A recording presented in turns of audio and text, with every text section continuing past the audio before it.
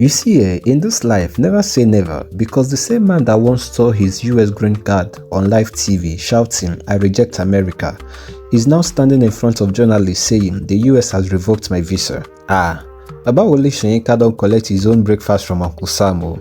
The Nobel Laureate himself, Africa's literally lion, now saying America has banned him from entry. This one no be novel, this one na real life plot twist. So on Tuesday, October 28, 2025, Professor Wole Soyinka stood before journalists in Lagos looking like a man who just walked out of his own book, confused, amused, and slightly insulted. According to him, he received a letter from the US Consulate General in Lagos dated October 23rd, informing him that his B1, B2 visa has been revoked. The reason, the usual American diplomatic grammar. Additional information became available after the visa was issued, meaning we have reasons but we no go tell you. Now, if you know anything about international diplomacy, that phrase is code for something we found about you or someone linked to you made us uncomfortable.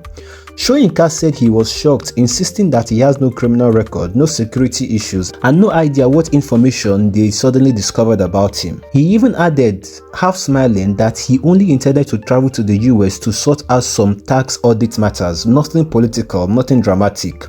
But wait, why now? That is the $1,000,000 question. Because this isn't just any other random professor. This is Wole Soyinka, a man whose name opens doors in universities and literally circles all across the West. So why revoke his visa at 91 years old after decades of him teaching, speaking, and collaborating with American institutions? Some Nigerians believe it's connected to his long history of criticizing American politics, especially former President Donald Trump. You remember 2016, Abi, when Trump won the election? Soyinka tore his US green card publicly and said he would cut off all ties with a country that could elect such a man. Well, Trump political spirit is still very much alive in parts of Washington, and like one online commenter put it, Soyinka turned his green card for clout. America just tore his visa for balance. Now, this is a case of freedom of expression versus freedom of movement, and this is where the story just gets deep. Because while Soyinka is a non-global advocate for freedom of expression, this incident raises a different question. Can a man truly be free to speak if his speech affects where he can go? Think about this. The US didn't jail him, they didn't fine him, they didn't even sue him, they simply revoked his ability to enter their country. That is not censorship in words, that is censorship in geography. And that is the new playbook of modern power. If they can't silence your mouth, they clip your wings. So in a way, Soyinka is now experiencing this same invisible hand of control that he has warned African leaders about for decades. The irony no small. For years, Wole Soyinka has written essays, poems, and speeches about oppression, state overreach, and danger of power unchecked. Now, life has turned him into his own essay topic. He once said in one of his literary works that the man dies in all who keep silent in the face of tyranny. But now the question is, what happens when the man speaks and he gets banned? Online reactions have been mixed. Some Nigerians are sympathizing, saying at his age, Baba don't deserve this humiliation. Others are laughing, saying he tore their green card first, now return match with this one. A top comment on X reads, when you do a wire protest with green card in 2016, you know things say you get expiry date. Another said, even America know they forgive shade. Baba, you carry literally wahala go global. And another comment said, maybe this is karma for laughing at Nnamdi Kanu supporters. Everybody's freedom go face test one day. There's also a conspiracy brewing online that isn't just random timing.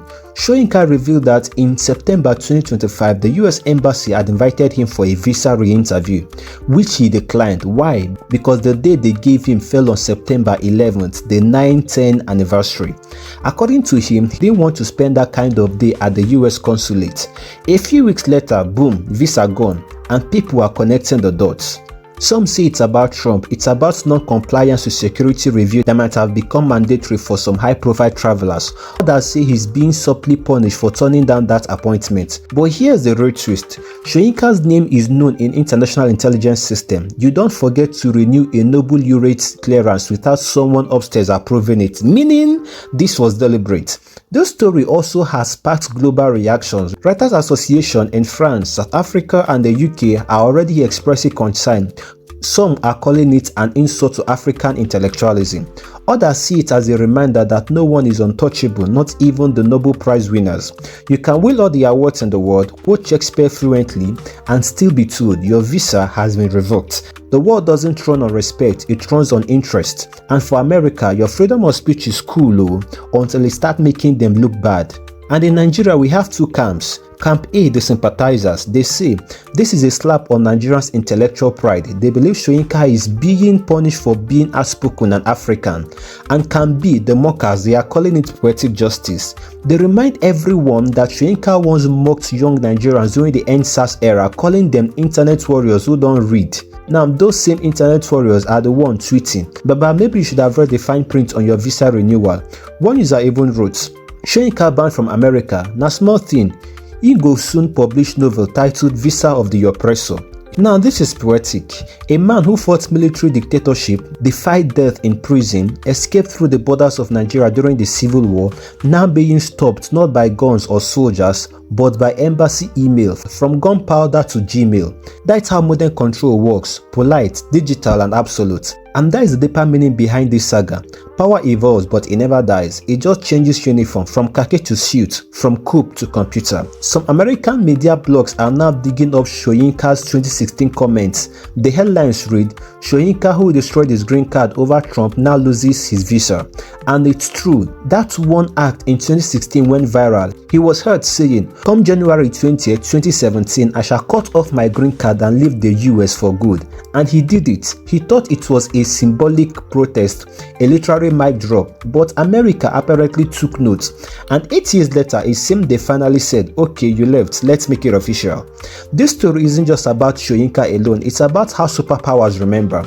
In the age of social media, every post, every quote, every criticism has a file somewhere.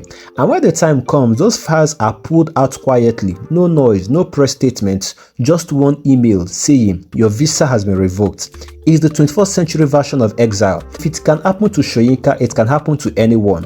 Now, some Nigerians are having fun time online. One ex-user wrote, from green card to green light, Baba, you should just rest. Now, American Wahala, go write new novel for us. Another joked, he can't even enter America, but America can enter his prems. But beyond the humor, there's a painful truth that even the most global Americans are still subject to Western permission slips. You can be celebrated abroad, yet still one policy away from rejection.